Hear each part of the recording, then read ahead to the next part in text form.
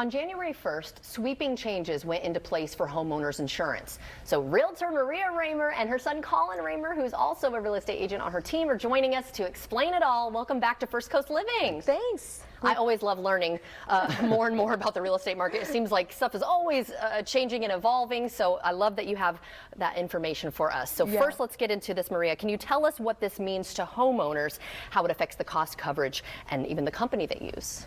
Yes, and that's a lot to unpack, and we'll do the best we can through this segment to answer all those questions. But in the long run, it will help a lot. In the short run, they won't notice it, but in probably 12 to 18 months, they're going to see lower premiums as a result of these changes in this bill. Okay, so then Colin, how will Senate Bill 2A impact insurance costs, or rates, I should say? Yeah, absolutely. So it's going to streamline the process as a whole and also bring in effect of a $1 billion government-backed fund for the insurance companies.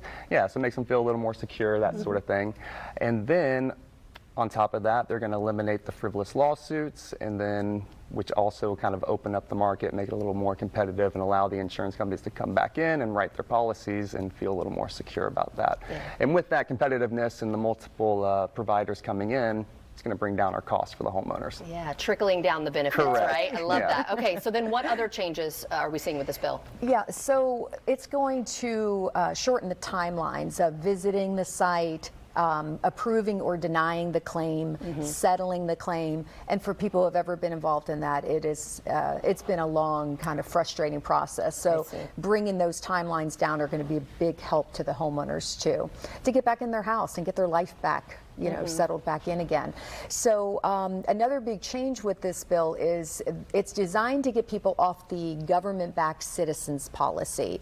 So a lot of people switched over to Citizens because it became so expensive to get insurance, but it was always designed to be a backup plan. And so what they want to do is get them back on private insurance. If it's within 20%, if it doesn't exceed 20% of the Citizens cost, then they'll need to go back onto private. With that, they're going to be required to also have a flood insurance policy.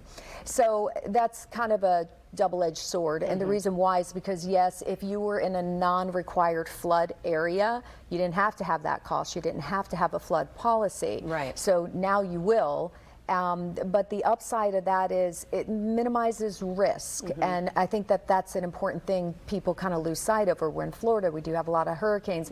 We have instances of water rising that may have nothing to do with the storm, like back storm drains, things you wouldn't even think about that could cause a catastrophic loss. So without having that flood policy, you're not covered, you're not protected. So I've always recommended to my customers that they go ahead and get the flood policy. It's an important thing to have. But again, overall, the bill is designed to bring premiums down by all around reworking the process, streamlining the system. So we will benefit in that way. It's just going to take a little time. Okay, well, that's good to know, though, that things are in the right direction. And, you know, I love that, too. So, obviously, if you need to watch this again, head to our website. But if somebody wants you to explain it to them or get in touch with you in general, how can they go about doing that? MariaRaymer.com. All right, very easy. Good to see you again. Thank you both for joining me today to explain it, because, yeah, some of this stuff can get very confusing. So thank you again. And, of course, like I said, if you need to see this interview again to help unpack it all, just head to our website at firstcoastliving.net.